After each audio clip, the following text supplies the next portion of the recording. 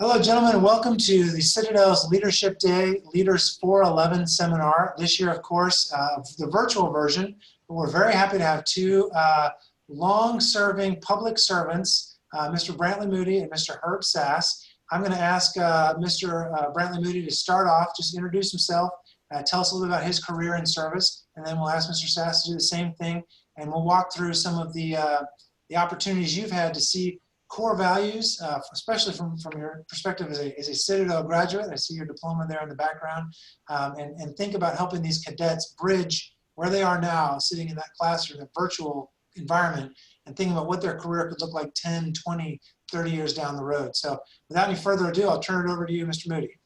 Thank you, Ted, and thank you for having us today. The Citadel holds a very strong spot in my heart. My father was a 1965 graduate. So I grew up going to Citadel football games and traveling and doing all that stuff with the football team.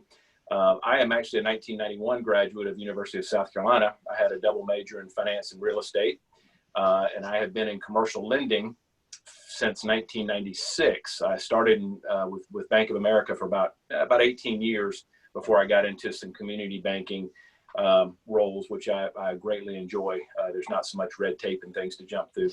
Incidentally, I also did get my master's degree from the Citadel in 1990. Right. So my father tells me it's a fake degree. I didn't have to go through the hard stuff like Herbie and those guys did, but I do have a Citadel diploma hanging on my wall in my office. Good.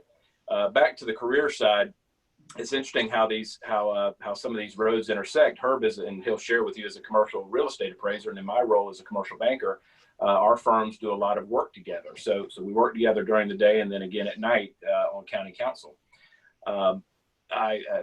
Before I got on county council, served on various different boards, the Chamber of Commerce, Charleston Regional Development Alliance. So we're always involved in those kind of organizations, which are great networking organizations. So when your cadets get out and go to work, if their employers don't, they need to take it upon themselves to get themselves involved in the Chamber of Commerce and young leadership roles and things like that. Great places to network. Every city, wherever they end up, has got organizations just like that. So those are good places to get plugged into.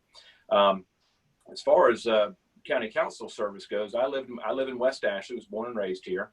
And for years, I just felt like my community was being overlooked as far as funding goes for roads and infrastructure and other things like that. So I had bellyached about it long enough, and my wife finally said, well, I want you to shut up and do something about it. So I put my name on the ballot and got myself elected in 2016, and here I am. And we've gotten a lot of great things approved for West Ashley the last couple of years. So I feel like I've done that job pretty well.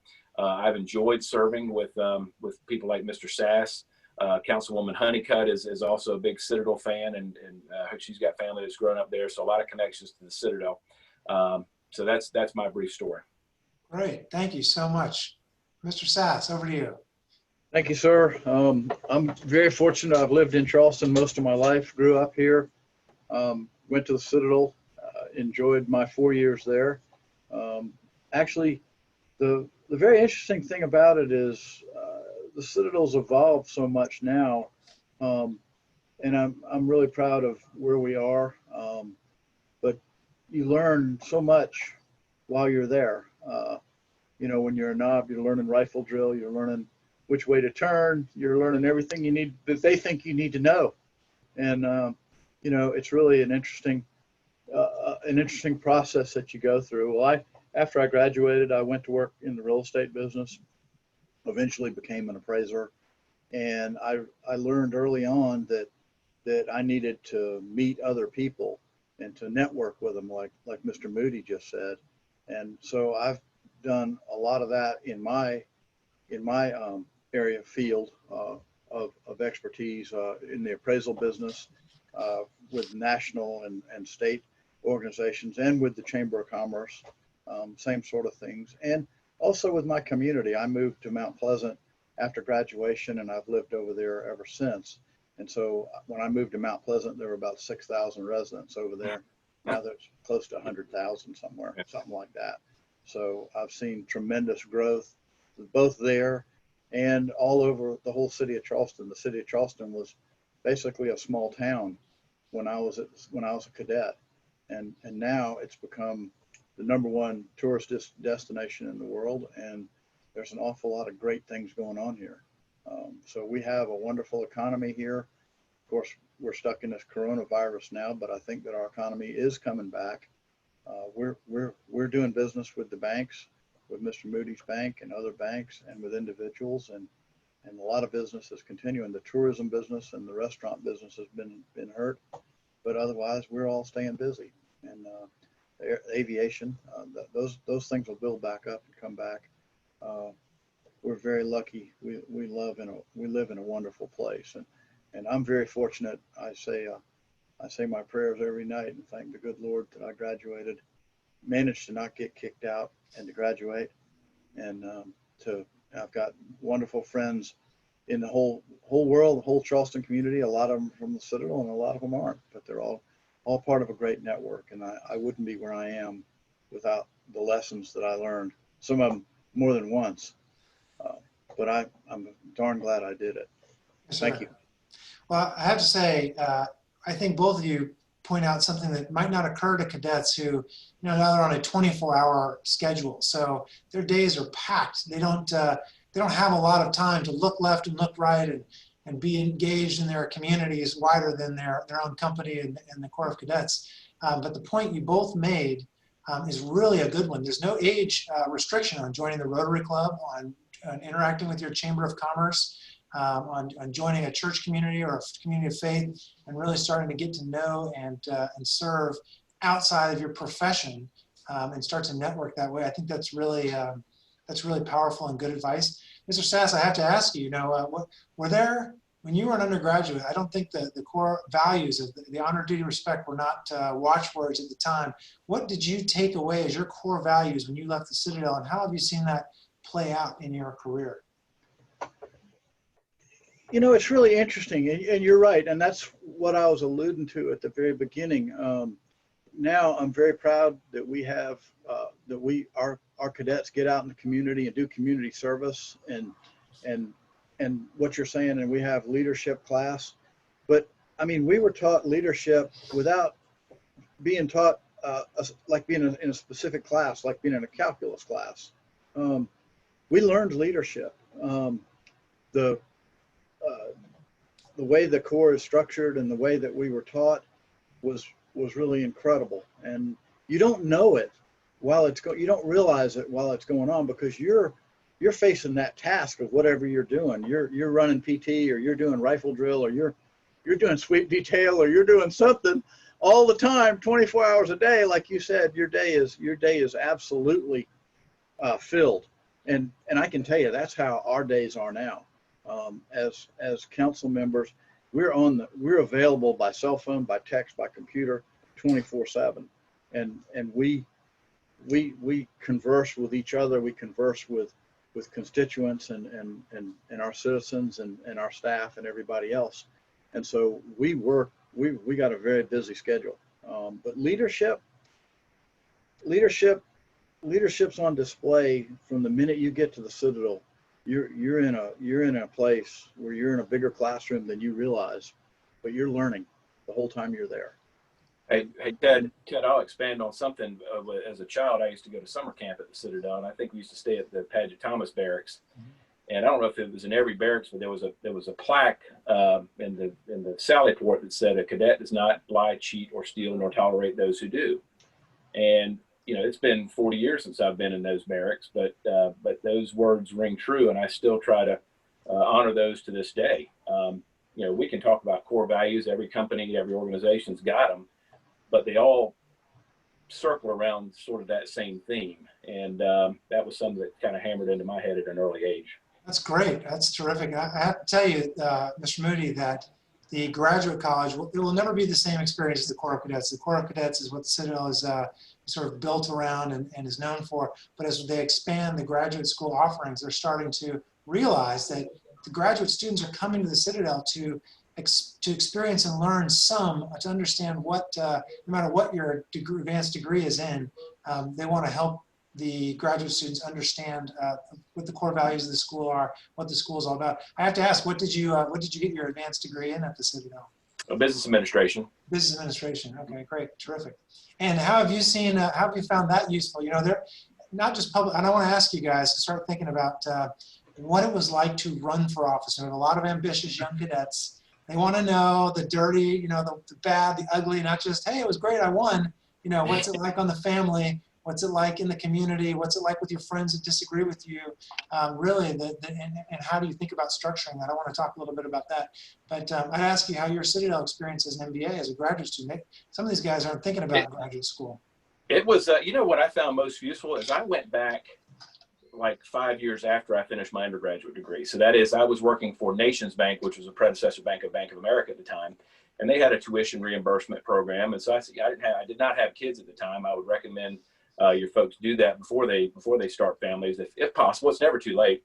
But I did it as a career advancement, and the bank was paying for it. So it was kind of a no-brainer. It was one of those executive, I think I finished in like a year and a half. I went, you know, all fall, all summer, all winter, you know, year and a half, 2 years, and finishing up. And so I worked downtown at the time. It was very convenient to get over there. And so it really was a pretty easy thing. But the reason I found so much value when I waited, your cadets may appreciate this some. When I was an undergraduate, Herbie mentioned, yeah, we had fun. I wasn't a screw up by any means, but you know, tests come along and you're kind of scrambling around. And because I had waited several years, I had gained some professional background. And so I knew I had to keep up with my work to stay on top of things and to keep things in balance. And my wife, I remember her remarking to me, you know, straight A's, always, you know, homework was always done on time. She's like, I don't even know who you are. But I had gone out into the workforce for a couple of years and gotten a little bit of responsibility. So I took it much more seriously than I would have, I think, if I went straight from undergraduate right into graduate work. I think that's good advice, a little life experience. And Yeah. you know, that also applies. A third of our cadets go into the service. And actually, I think I'm making an assumption here, but a lot of those guys that go into the service, there is some overlap with those that are interested in public service afterwards. So you get that real world life experience, and then you can come back and get a graduate degree. And I second that emotion. You know, when you start having a family and kids, man, it really is it's another layer. Well, Mr. Sass, what was it like thinking about you know, approaching running for office? What were the nuts and bolts of that decision and the actual logistics of putting it together? Did you have to file? Did you have to talk to a campaign manager? Did you have to go to speak to Rotary clubs? What did you do? Yes. Well, I'll tell you, it was kind of a culmination of things that made me do this. And before I say the rest of that, I just want to say that, Brantley, my saying in my battalion was, duty is the sublimest word of the English language. And to me, that stuck with me. I saw that plaque every day for 4 years, and that really means a lot to me. And duty and doing what I'm supposed to do is very important to me. But I had seen I've been doing some things for state commissions. I've been chairman of our appraisers board for the state. I've been chairman of our appraisers group for the state, and I had gotten involved in those things because there were things going on that I thought I could lend some expertise to, and they needed volunteers, and so I volunteered. And the same thing sort of happened here with county council.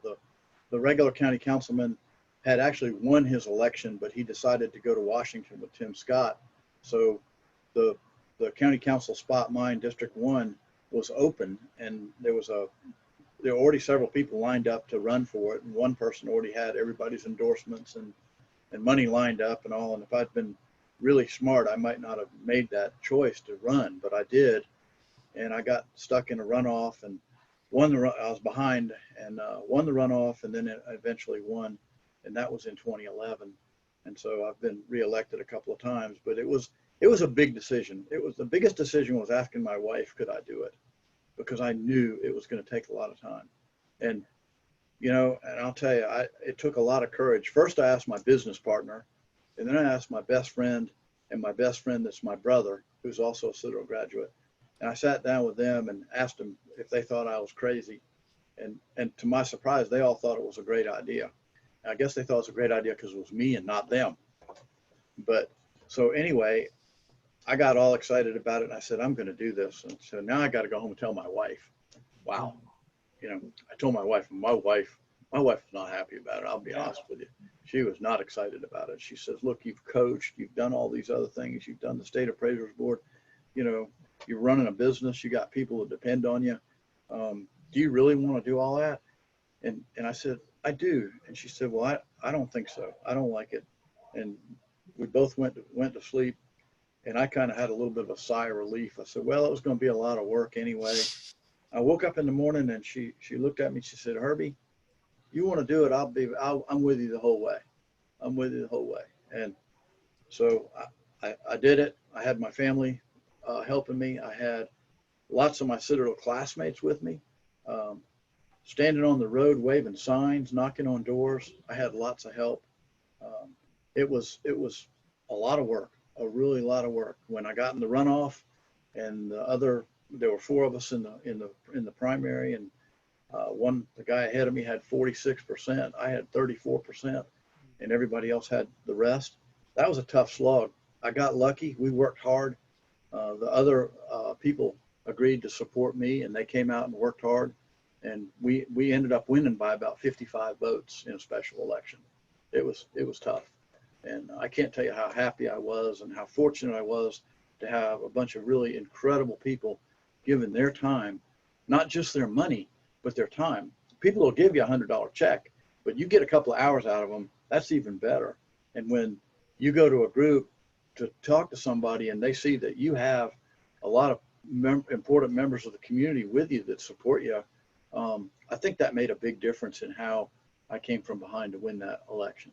And, you know, and I've enjoyed working. I mean, we have a great council. Everything's not perfect. We get along on most things, and we work really close together on a lot of things.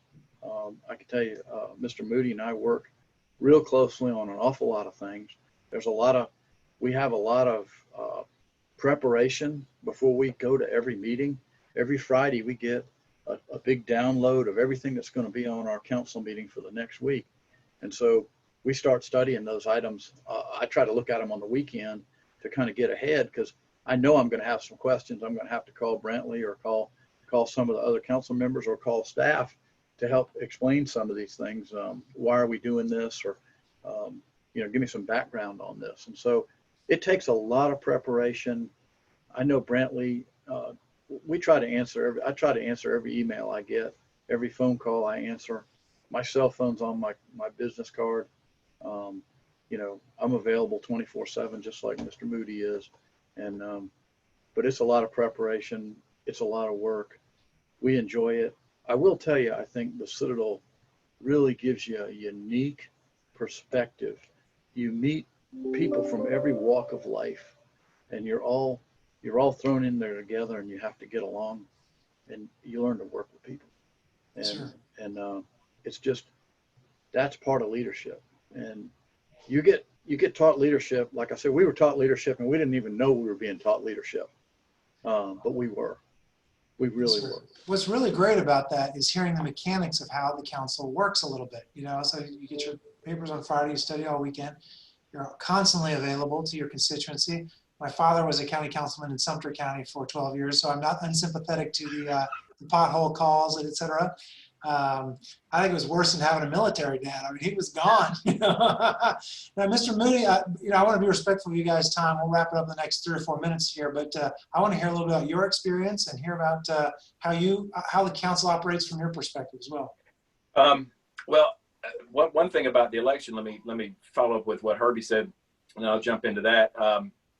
County council, unlike city council or municipal, is partisan. So we actually have 2 races to run. We have to win a primary in June, and then the election in November. So quickly, when I ran in 16, I think I raised about $50,000. It's harder as a new person because you need to go knock on doors. You don't have that name recognition, so you've got to go to every Rotary Club. You've got to go to every gathering, neighborhood meeting that you can get in front of. You don't take it for granted when you're the incumbent, but your name recognition is a little bit better out there. Not that you stop doing those things, but you certainly have a little bit of an advantage. But you still have to raise money, and you have to send out mailers and do social media and that sort of thing. So it's a lot. It's very taxing on your family. My 2 older kids were in high school. My youngest was in elementary school, so they weren't in diapers and underfoot all the time. So it was a little bit easier to run when they were older.